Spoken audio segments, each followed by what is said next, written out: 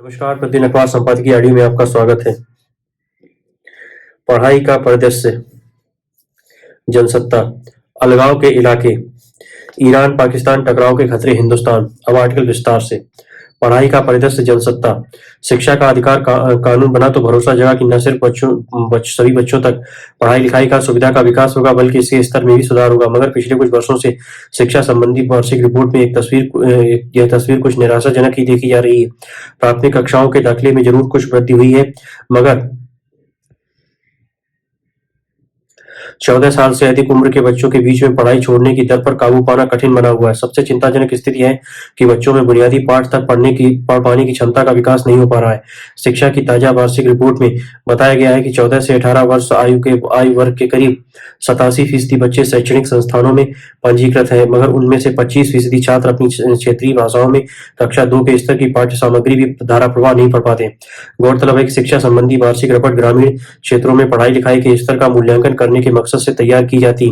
इसमें मुख्य रूप से बच्चों के पंजीकरण, पाठ पढ़ने और बुनियादी अंकगणित की क्षमता का आकलन किया जाता है। इन सभी स्तरों पर चिंताजनक स्थिति है। सबसे अधिक चिंता 14 से 18 वर्ष आयु वर्ग के बच्चों की शिक्षा के स्तर को लेकर जताई गई है। इस आयु वर्ग के 32% से अधिक बच्चे किसी शैक्षणिक संस्था में पंजीकृत नहीं है। जो पंजीकृत है उनमें से ज्यादातर की सीखने और कौशल विकास की क्षमता काफी कमजोर है। इस आयु वर्ग की लड़कियों के पंजीकरण में काफी गिरावट आई है। इसमें कुछ वजहें स्पष्ट हैं।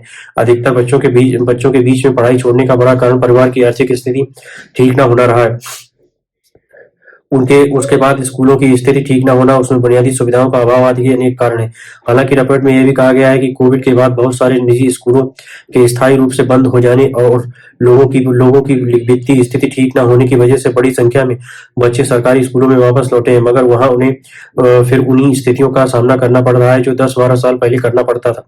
यानी शिक्षा के स्तर में गिरावट आई है। इस तरह युवाओं में कौशल विकास का संकल्प एक बड़ी चुनौती लगता है।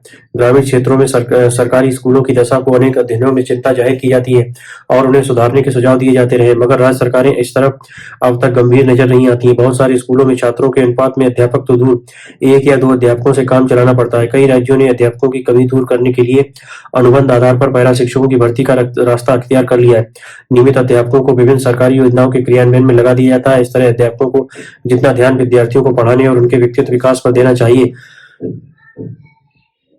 वे नहीं दे पाते हैं। नई राष्ट्रीय शिक्षा नीति में पाठ्यक्रम का बोझ कम करने और विद्यार्थियों की मूल प्रतिभा को निखारने, उसमें कौशल विकास का रोजगार की ओर उन्मुख करने पर बल है। मगर जब बच्चे प्राथमिक स्तर की पुस्तकें पढ़ने और अंकगणितीय समस्याएं सुलझाने में भी फसटी साबित हो रहे हैं, तो उससे नई शिक्षा नीति पर खरे उतरने की कितनी उम्मीद की जा सकती है। अलगाव के इलाके,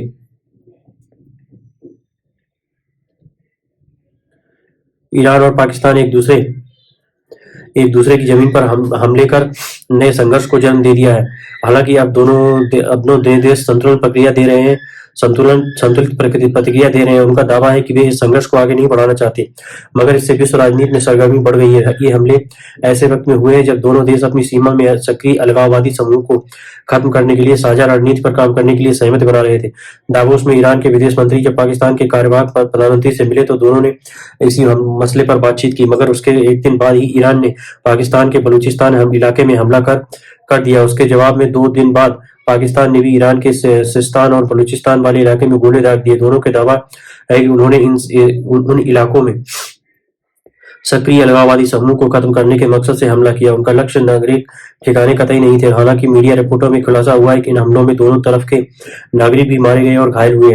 हालांकि पाकिस्तान और ईरान के बीच विवाद नया नहीं है। दोनों के बीच करीब 900 किलोमीटर की सीमा रेखा है, जिसके दोनों तरफ बलूच समुदाय के लोग रहते हैं और वे दोनों मुल्कों के खिलाफ है। वे अपना स्वायत्त शासन चाहते हैं। उन लोगों में सक्रिय आतंकवादी संगठन दोनों देशों पर हमले करते रहे। पिछले महीने ही जैश अल अदल आतंकी संगठन ने ईरान के सुरक्षा बलों पर हमला किया था, जिसमें 11 ईरानी पुलिस मारे गए थे। इसी तरह पाकिस्तान पर भी अलगाववादी हमले करते रहे। ईरान का कहना है कि उसके खिलाफ आतंकी गतिविधियां चलाने वाले संगठनों के ठिकाने पाकिस्तान वाले इलाके में है, इसलिए उन पर हमला किया। पाकिस्तान ने भी इसी तर्क पर ईरान की जमीन पर हमला किया, जबकि हकीकत यह है कि ईरान के हमले के बाद पाकिस्तान के लोगों में खासी नाराजगी उभरी थी और चुनाव के माहौल में वहां की सरकार उस हमले को नजरअंदाज नहीं कर सकती थी। उसने ईरान पर जवाबी हमला कर दिया। हालांकि अगर दोनों का मकसद आतंकवादी समूह पर काबू पाना होता तो साझा रणनीति के तहत आगे बढ़ते, मगर ईरान की मंशा बिल्कुल अलग है। पाकिस्तान पर हमले से पहले उसने इराक और सीरिया की जमीन पर भी गोले दागे थे। इससे साफ है कि वह इस इलाके में अपना वर्चस्व कायम करना चाहता है। विचित्र है कि दोनों देश आतंकवाद के सफाए के नाम पर एक दूसरे के आमने सामने खड़े हो गए हैं, जबकि ये खुद दूसरे देशों में आतंकवाद को बढ़ावा देते रहे हैं। पाकिस्तान की भारत को अस्थिर करने की कोशिशें छिपी नहीं है। ईरान को अपने खिलाफ सर उठाने वाले बलूची विद्रोही तो पसंद नहीं है, पर वह खुद इजरायल के खिलाफ लड़ रहे हिजबुल्लाह और यमन में हूथी विद्रोहियों का खुला समर्थन करता है। ईरान और पाकिस्तान के बीच ताजा हमलों से पैदा तनाव बेशक कुछ समय में सामान्य हो जाए, पर अमेरिका और इजरायल की नाराजगी इसके लिए मुश्किलें खड़ी कर सकती। आतंकवाद से लेकर दो तरह का नजरिया नहीं हो सकता है। जब तक ये दोनों देश आतंकवाद के खिलाफ साफ मन से मैदान में नहीं उतरते, तब तक बलूचिस्तान में धधक रही आतंकवाद की आग पर काबू पाना उनके लिए कठिन बना रहेगा। ईरान पाकिस्तान टकराव के खतरे। Hindustan. Sushant Sareen, senior fellow observer research foundation. Iran के हवाई हमले की जवाबी प्रतिक्रिया देकर पाकिस्तान ने इस पूरे क्षेत्र को ही तलवार की धार पर ला खड़ा किया है। 2 दिन पहले जब तेहरान ने पाकिस्तान के बलूचिस्तान में अपने ड्रोन भेजे और मिसाइल दागे थे, तब यही माना गया था कि फिलहाल तीन मोर्चों भारत, इस्लामिक आतंकवाद और इमरान खान प्रकरण पर ऊर्जा इस्लामाबाद तनाव का एक और दरवाजा शायद ही खोलना चाहेगा। मगर घरेलू दबावों और दक्षिण एशिया में अपनी राजनीतिक साख के मद्देनजर उसने ईरान के सिस्तान बलूचिस्तान प्रांत पर जवाबी हमला किया, जिसके बाद गेंद फिर से तेहरान के पाले में चली गई। ऐसे में यह कहना बेहद कठिन हो गया कि स्थितियां अब क्या करवट लेंगी।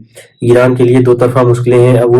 अगर वह चुप बैठ कर देखता है तो उस पर भी आंतरिक दबाव बढ़ जाएगा, और फिर यदि उसने फिर से कोई जवाबी कार्रवाई की तो इस पूरे क्षेत्र में जंग भड़कने की आशंका बढ़ जाएगी। दरअसल तेहरान अपने ऊपर जन दबाव महसूस कर रहा था। उस समय दहशतगर्दों के हमले लगातार हो रहे थे, खासतौर पर पाकिस्तान की सुन्नी तंजीमों के द्वारा। तेहरान और इस्लामाबाद के बीच ये मुद्दा लगातार बना रहा और ईरान ने उससे रोकने की वक्त वक्त पर कोशिश भी की, मगर पाकिस्तान ने कभी ध्यान नहीं दिया तो कभी अनसुना कर दिया। ईरान के सिस्तान और बलूचिस्तान की एक खासियत यह है कि यह बलूच बहुल क्षेत्र है और ईरानियों से नस्ली तौर पर अलग है, क्योंकि ईरान शिया बहुत मुल्क है, जबकि सिस्तान बलूचिस्तान सुन्नी बहुल प्रांत। इसकी भाषा भी इसे ईरान से अलग है। पाकिस्तान का बलूचिस्तान इस मामले में जुदा है कि वहाँ शिया सुन्नी का कोई मामला नहीं है, लेकिन वहाँ बलूच अलगाववाद का आंदोलन चल रहा है। चूंकि दिसंबर के बाद से ईरान पर आतंकी हमले तेज हो गए थे, नतीजतन उसने जवाबी हमले शुरू किए। इसके लिए उसने 3 निशाने चुने। पहला सीरिया के इदलिब में आईएस के ठिकानों पर, जहाँ असद हुकूमत का दखल कमोबेश खत्म हो चुका था। दूसरा इराक के इराबल में, यहाँ भी इसकी हुकूमत का उतना प्रभाव नहीं है और यह कमोबेश एक स्वायत्त क्षेत्र बन चुका है। और तीसरा पाकिस्तान के बलूचिस्तान में। ईरान का गणित यह रहा होगा कि इन हमलों से उसे आंतरिक दबाव हटाने में मदद मिलेगी, और चूंकि यहाँ से कोई प्रतिक्रिया नहीं आएगी तो उसके लिए मुश्किलें भी पैदा नहीं होगी। मगर पाकिस्तान ने पलटवार कर दिया। ऐसा करना उसकी मजबूरी भी थी। परमाणु शक्ति संपन्न यह देश खुद को एक बड़ी सामरिक ताकत मानता है, लेकिन उसकी हकीकतों के कारण दूसरे देश उसकी सीमा में दखल देने को मजबूर रहे। ताजा कार्रवाई के बाद पाकिस्तानी फौज के लिए यह लाजमी था कि वह अपनी संप्रभुता में ईरानी दखल का माकूल जवाब दे और अपना चेहरा बचाए। अब क्या ईरान चुप बैठ जाएगा? उसके शांत पड़ जाने से दुनिया भर में उसकी फजीहत होगी, जबकि उग्र होने से पूरे क्षेत्र में तनाव बढ़ना तय है। लग यही रहा है कि पिछले साल 7 अक्टूबर को हमास द्वारा इजराइल पर किए गए हमले के बाद जिस तरह से हिंसक संघर्ष तेज हुए, उसका दायरा अब और बढ़ने वाला है। वैसे भी यह तनाव अब गाजा तक सीमित नहीं है। सेवा फार्म्स में भी लेबनानी गुट हिजबुल्लाह और इजराइल के बीच झड़प हो रही है। यमन के हूती विद्रोहियों ने समुद्री व्यापार में सेंध लगानी शुरू कर दी, जिसका विश्व अर्थव्यवस्था पर प्रतिकूल असर पड़ रहा है। ऐसे में ईरान पाकिस्तान जंग के कयास अस्वाभाविक नहीं लगते। हालांकि अभी न तो पाकिस्तान जंग में उतरना चाहता है और न ईरान, क्योंकि युद्ध के आर्थिक और सामरिक नुकसान से दोनों देश परिचित है। ऐसे में चीन की जिम्मेदारी बढ़ गई है, क्योंकि अमेरिका इस मामले में शायद ही दखल दे। इसलिए बीजिंग संभवतः दोनों देशों के बीच मध्यस्थता की कोशिश कर सकता है, क्यों हालांकि ये कब और किस रूप में होगा फिलहाल साफ नहीं कहा जा सकता। सवाल यह भी है कि क्या ईरान ने सेल्फ ग्रो कर लिया है? बीते कुछ समय से उसके लिए हालात बेहतर होने लगे थे। तनावग्रस्त मध्य पूर्व को संभालने में उसे एक बड़ी भूमिका मिलती हुई दिख रही थी। यहाँ तक कि सऊदी अरब और संयुक्त अरब अमीरात जैसे देश भी उससे अपने संबंध सुधारने लगे थे, जबकि पहले वे उसे खार खाए बैठे थे। मगर अनवरत होते आतंकी हमलों ने ईरान के लिए मुश्किलें पैदा कर दी। पहले विश्व व्यवस्था के कुछ नियम तय थे, जिनमें से एक ये भी था कि कोई राष्ट्र किसी दूसरे की सीमा में दखल नहीं देगा और न ही किसी की संप्रभुता को चोट करेगा। मगर पाकिस्तान जैसे कुछ देश आतंकी गुटों के सहारे आतंकी गुटों के सहारे परोक्ष रूप से ऐसा करने लगे हैं और बाद में तो खुलेआम संप्रभुता का हनन होने लगा है। ऐसे में विश्व व्यवस्था का यह पुराना रूप कैसे बहाल हो, इसका उपाय नहीं दिख रहा है।